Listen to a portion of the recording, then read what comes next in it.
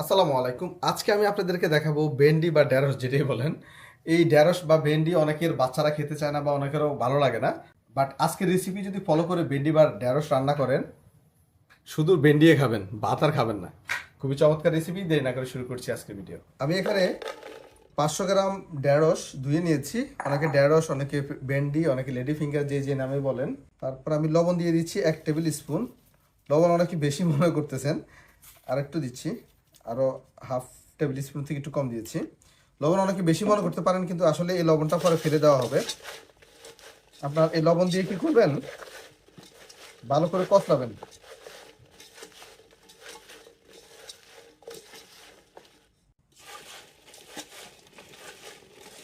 এভাবে কষলিয়ে 10 মিনিটের জন্য রেখে দিবেন। এতে করে দেখবেন যে ভেন্ডিগুলো একেবারে নরম হয়ে গিয়েছে। তারপর ওয়াশ করে নেবেন, ভালো করে ওয়াশ করে নেবেন, তা না হলে কিন্তু অতিরিক্ত লবণ হয়ে যাবে। একদম ভালো করে আগে 10 মিনিট এভাবে রেখে দিবেন, তারপর ভালো করে ওয়াশ করে নেবেন, তা না হলে অতিরিক্ত লবণ হয়ে যাবে। আমি এভাবে 10 মিনিট রেখে দিচ্ছি, এর ভিতরে বাকি মশলাগুলো রেডি করছি। এখানে আমি ছোট কিছু পেঁয়াজ নিয়ে নিচ্ছি, আর পেঁয়াজগুলো একটু মোটা মোটা করে কাটবো।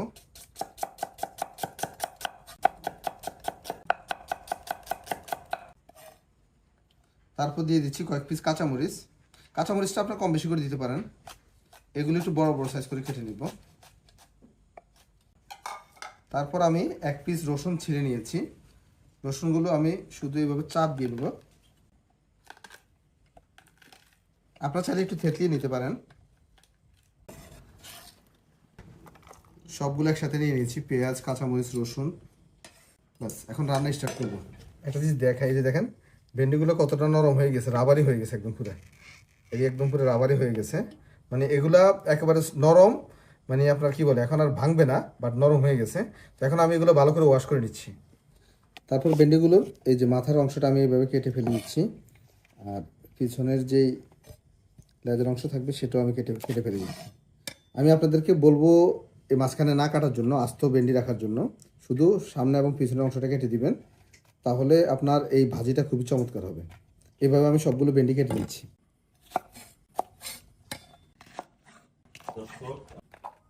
প্রথমে আমি কড়াইতে ½ কাপ সয়াবিন তেল নিয়ে নিয়েছি।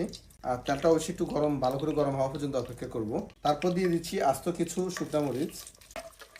শুকনা মরিচটা যখন একটু কালার হয়ে যাবে, তারপর দিয়ে দেবো ভেন্ডিগুলো।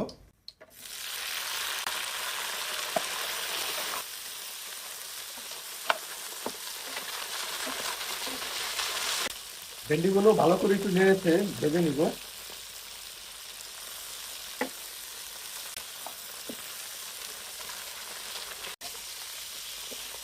তার থেকে 5 মিনিট ভেন্ডিগুলো ভাজার পর তারপর ভেন্ডিগুলো তুলে নিচ্ছি। আর দেখবেন তখন কিন্তু আপনার ভেন্ডিতে যে আঠালো ভাবটা, সেই আঠালো ভাবটা থাকবে না। তারপর তুলে নেবেন।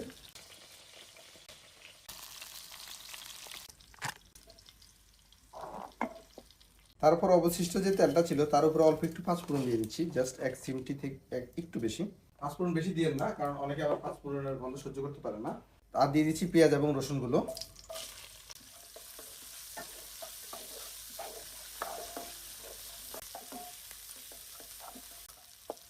তারপর পেঁয়াজের সাথে দিয়ে দিচ্ছি ½ টেবিল স্পুন লবণ।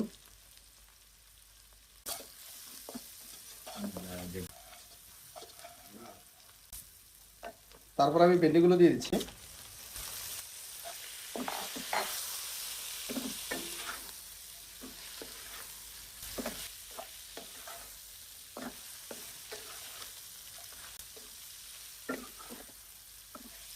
সাথে দিয়ে দিচ্ছি 1 টেবিল স্পুন চিনি। আমার এটা হচ্ছে পাউডার চিনি, আপনার নর্মাল চিনি দিবেন, কোনো অসুবিধা নেই। আর দিয়ে দিচ্ছি আমার হাতে বানানো সেই মিষ্টি চাট মশলা। এটা যদি না থাকে তাহলে আপনারা এটা না দিবেন, কোনো অসুবিধা নেই, তবে এটা দিলে এক্সেপশনাল একটা টেস্ট পাবেন।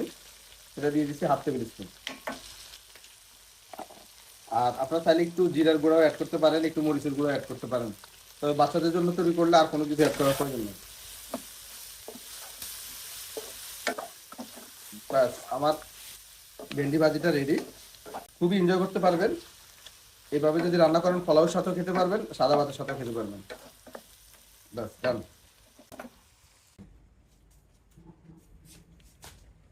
দেখেন কতটা পারফেক্ট কালার হয়েছে এবং কতটা নরম হয়ে গিয়েছে, একেবারে সফট হয়ে গিয়েছে। অনেকে এখন কমেন্টস করবেন মিষ্টি চাট মশলা কোথায় পাবো।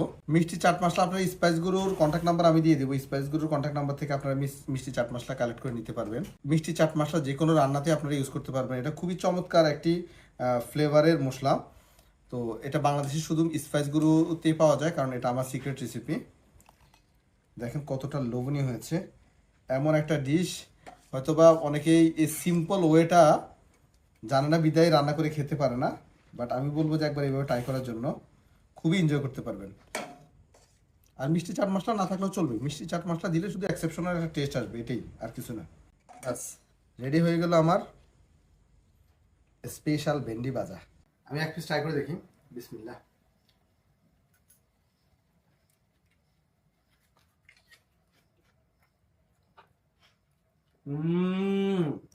টু বি অনেস্ট, মানে আমি যদি এটা টেস্ট জানি, আজকে একটু বেশি মজা হয়েছে। মানে এই রান্নার প্রেমে পড়ে গেছি বললে চলে। It's really very yummy. আর বাচ্চারা যদি এইভাবে বাচ্চাদেরকে যদি দেন, বাচ্চারা প্রথম খেতে চাবে না, কিন্তু একবার যদি খাওয়াতে পারেন দেখবেন যে খুবই পছন্দ করবে। তো আজকে ভিডিও পর্যন্ত। আমার জন্য দোয়া করবেন আরো ইন্টারেস্টিং ভিডিও যাতে আপনাদেরকে উপহার দিতে পারি। আল্লাহ হাফিজ।